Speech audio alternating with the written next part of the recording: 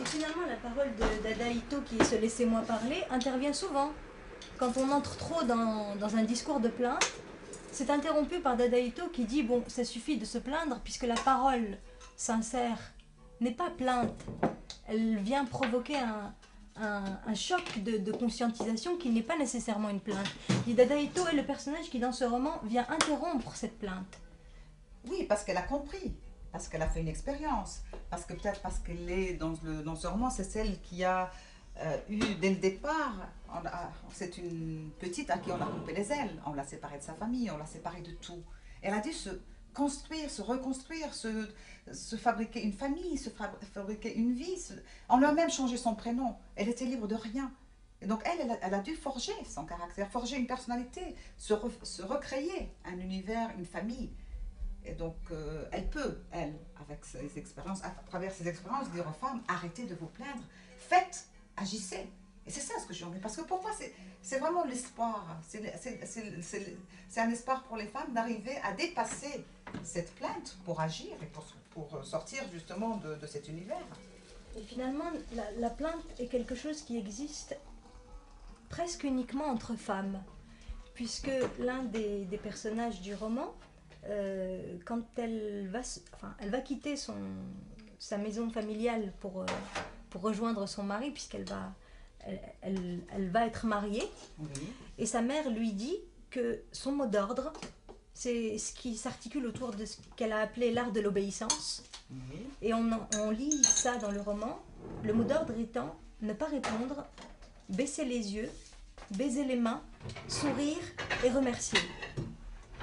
Comme si finalement le seul rapport à l'homme était dans cet art de l'obéissance qui est une fausse obéissance si on veut. C'est-à-dire que d'un côté, il y a cette plainte permanente entre femmes, mais face à l'homme, on a l'impression dans ce roman que la femme ne prend pas non plus sa place puisqu'elle est dans ce silence. Mais c'est-à-dire que souvent, ce sont les femmes qui n'aident pas les autres. Quand la mère transmet ça à sa fille, que la fille va transmettre à sa fille sans réfléchir, là on est justement dans une transmission difficile. Pour moi, ce sont les femmes qui sont fautives, parce que c'est elles qui éduquent les hommes et les femmes. Donc si elles éduquaient leurs enfants en disant justement donnons à la femme sa place réelle dans la société, on ne serait pas justement dans ce cas de figure. C'est plus la faute aux hommes qu'aux femmes pour moi à ce niveau-là. Aux femmes qu'aux hommes, tu voulais dire. Oui, aux femmes qu'aux hommes, oui, quel lapsus. Les hommes ne sont pas fautifs, ils ne sont pas... C'est les femmes qui doivent justement prendre leur destin en main et faire des choses. Mais finalement, si on essaie de revenir à un propos, on peut dire qu'il n'y a pas une question de faute là. J'ai l'impression que autant les hommes que les femmes sont pris dans un système, dans une tradition, de laquelle il semble très très difficile de s'en sortir sans se retrouver exclue. C'est-à-dire que toute femme qui prend sa liberté dans ce roman, il n'y a pas de figure d'homme qui est dans ce cas-là, puisque ce ne sont que des voix de femmes. Mais toute femme qui tente de prendre sa liberté, elle le fait avec le prix à payer, qui est de se retrouver jugée par sa famille, bannie, et de se retrouver voilà, à côté de la société. Ce n'est pas tout à fait ça, mais on va passer à côté quand même pour être plus confortable. Non, non, c'est bon. Je te suis. Viens.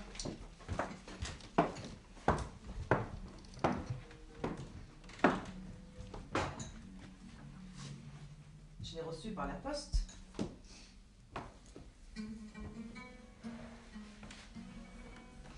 Non, je ne suis pas tout à fait d'accord avec ce que tu as dit. Parce qu'il y a des femmes qui sont libres, qui se libèrent, qui agissent. Il y a la figure de Sharifa, pour qui j'ai une tendresse particulière dans le roman, qui a subi toute sa vie, mais un jour, pour moi, ce qui était important, c'est aussi de montrer ces générations de femmes. Parce qu'aujourd'hui encore, quand je vais au Maroc, si je suis chez ma mère, il y a 3 générations, 4 générations de femmes. Et entre ma mère analphabète, moi, ma fille et ma petite fille, c'est des univers complètement différents. Mais ma mère, qui n'a pas eu droit à l'éducation, elle a vu faire ses filles. Elle les a poussées à faire des études parce qu'elle a compris que là était un salut. et s'est émancipée à travers elle. Comme le personnage de Comme le Sharifa. personnage, par exemple, de Sharifa.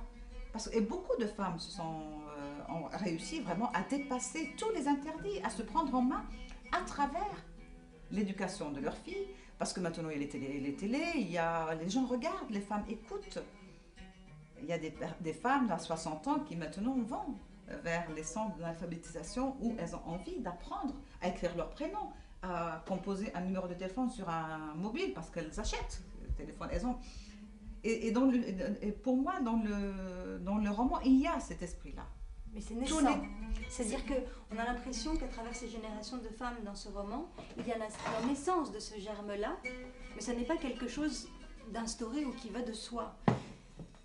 Et ce qui était intéressant justement à la lecture de ce roman, c'est de se rendre compte que cette situation de la femme ne concerne pas que l'Orient. C'est-à-dire qu'on se leurrait à se dire que c'est une situation qui concerne le Maroc uniquement, puisque même quand on regarde la situation de la France, le vote de la femme, c'est l'après-guerre. C'est-à-dire que ce roman nous donne quelque chose d'une réalité féminine vécue jusqu'à il y a peu pour certains pays, et encore aujourd'hui dans la plupart. Exactement, parce que j'ai fait lire mon livre à des amies donc françaises, et elles se sont toutes concernées quand même, parce que ce n'est pas si loin. Et toutes les femmes ici aussi souffrent. Quand on parle de la violence, si justement l'Occident avait résolu tous les problèmes, on n'aurait pas, au même moment en Maroc et en France, une campagne pour la journée contre la violence faite aux femmes. Si l'Occident a besoin d'avoir une journée pareille, c'est que les problèmes des femmes ne sont pas résolus ailleurs. Et ce n'est pas uniquement marocain. Je trouve qu'il y a des similitudes, il y a des choses. Ah. Tu attends quelqu'un? Non. Bon, je vais voir. Ah.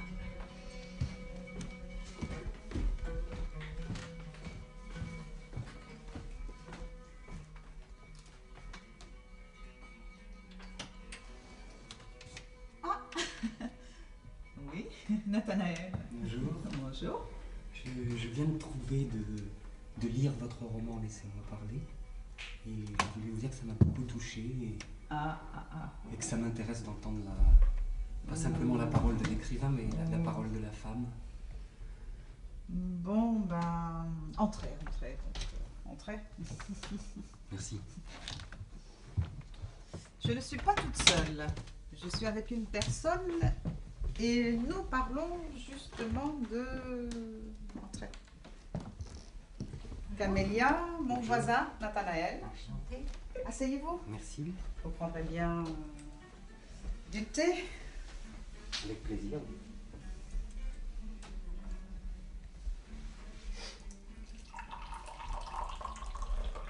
شكون؟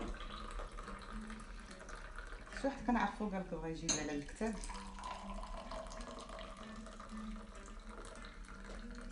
معليش.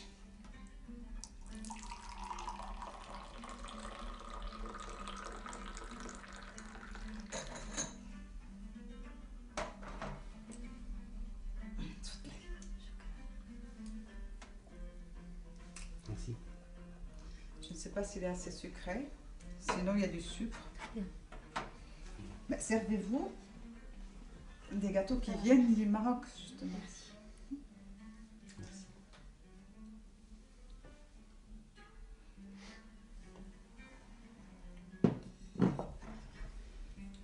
Ben justement, ce titre, Laissez-moi parler, finalement, c'est peut-être par là que se passe ce début de sortie de la culture de la plainte par la parole.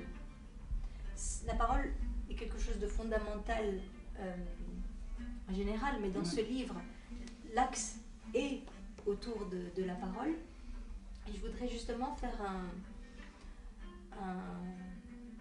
un clin d'œil à Driss Sikes, qui a écrit donc le roman Ma boîte noire, Oui. que nous avons publié également au Grand Souffle, Oui. et dont le procès a lieu au Maroc, précisément aujourd'hui, pour un dossier Oui. paru dans le magazine Nishan, qui s'intitulait Comment les Marocains rient de la politique de la religion et du sexe.